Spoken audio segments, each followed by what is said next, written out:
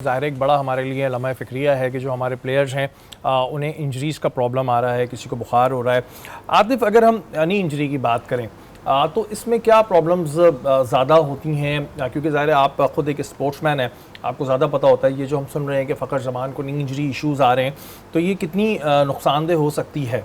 जी बिल्कुल, knee injury असल आपको यानी कि बैट्समैन हो या बॉलर हो तो उसका नी अगर प्रॉब्लम में आ जाएगा तो वो ना वो बॉल कर सकता है, ना वो फिर रनिंग कर सकता है, ना वो ग्राउंड में फील्डिंग कर सकता है। तो नी इंजरी होती तो सीरियस है। अब ये नहीं पता कि उसकी नौयत क्या है फ़खर जमान की नी इंजरी की, कि वो बिल्कुल ही उसमें है या थोड़ा रिकवरी के चांसेस हैं।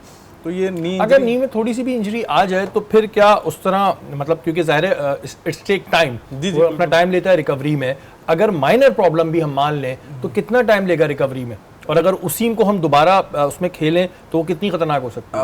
अब मैं ये चीज़ सोच रहा था कि ऐसा क्या इंसिडेंस हुआ है जो उसके साथ नी इंजरी आ गई है, जो नी इंजरी का प्रॉब्लम हुआ है उसके बाद ना या डाइव मारते हुए कहीं ग्राउंड में नज़र आया हो या कहीं फील्डिंग में या कहीं किसी जगह पर, तो ये नी इंजरी एकदम आई है कि यार ये इसको नी इंजरी हो गई है। तो ये इशू है, एक मेन चीज़ है, क्योंकि किसी प्लेयर के लिए ग्राउंड में और इंटरनेशनल क्रिकेट खेल रहा है और उस सिचुएशन में आपको पता है, अब जब बैट्समैन है हमारा, ओपनर है, अगले पैर पर जाना, अब वो कौन सी इंजरी है उसकी, राइट है या लेफ्ट है, उसमें फिर फील्डिंग और फिर ये सारी चीज़ें आती हैं कि वो थोड़ा उसको इशू होगा ये नी इंजरी। अब ये रिकवरी का टाइम जो है वहाँ के डॉक्टर्स बता सकते हैं जो पाकिस्तान टीम के साथ हैं कि उसकी रिकवरी का क्या है इशू।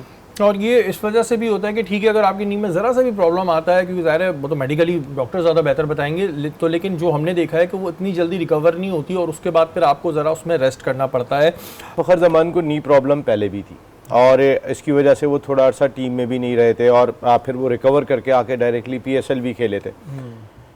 फ़खर ने चूँकि बहुत नाकाम थे तो ज़राए बताते हैं कि उन्होंने अकेले भी जाके बहुत नेट किया। इवन कि पाकिस्तान क्रिकेट टीम मैच खेल रही थी तो वो नेट कर रहे थे।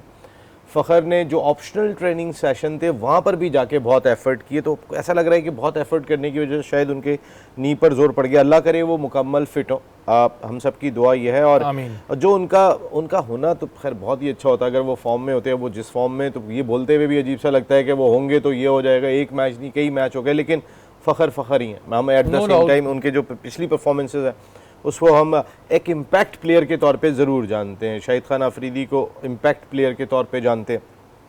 और एक और चीज़, अगर शाहिद खान अफरीदी की हमशीरा का इंतकाल हो गया तो अल्लाह हम सब जो है वो अफसोस करते हैं। अल्लाह ताला उन्हें जन्नतुल फिरदौस में जगह अता फरमाए और आप लोगों को सब्र जमील अता फरमाए। बिल्कुल।